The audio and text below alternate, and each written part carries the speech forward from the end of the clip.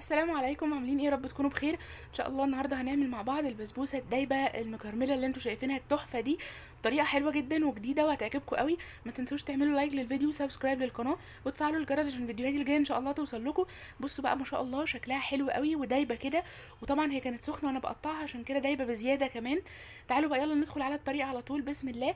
اول حاجه جبت هنا كوبايتين سكر، عليهم كوبايتين ميه وعصره ليمون، وحطيتهم على النار بالظبط 10 دقايق وهقفل عليهم.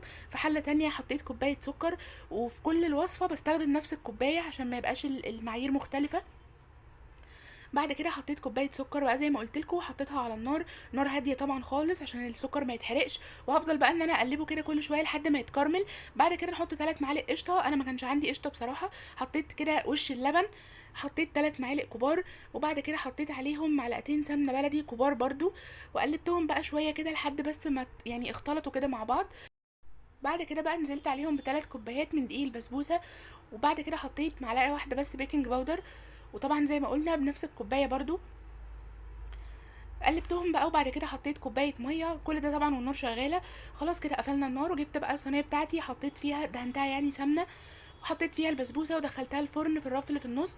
شغلت النار من تحت بس لحد ما الحروف كده احمرت، وبعد كده فتحت الشوايه خدت بقيه اللون الحلو ده بس كده، وطلعتها وحطيت بقى الشربات عليها. طبعا كان هو هدي شويه يعني، كان دافي كده حاجه بسيطه، ولازم تغطوها 10 دقايق او ربع ساعه كده عشان تبقى طريه ما تبقاش ناشفه. بس كده بصوا بقى بجد كانت حلوه قوي. انا هنا كنت عايزه اوريها لكم، بس طبعا هي كان لازم تبرد شويه الاول عشان تبقى متماسكه عن كده، بس انا بجد كانت ريحتها حلوه قوي وكنت عايزه اوريها لكم، وفي نفس الوقت كنت عايزه اكل منها قوي بصراحه.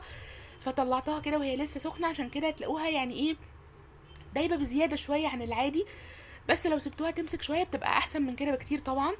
بس ما شاء الله زي ما انتم شايفينها، بصوا دايبه بجد وريحتها حلوه ومكرمله بقى، ولا قلق ان احنا بقى تستوي او ما تستويش او تطلع ناشفه، كل الكلام ده هتنسوه لو جربتوا الطريقه دي. بس كده ده فيديو النهارده، بالف هنا وشفا.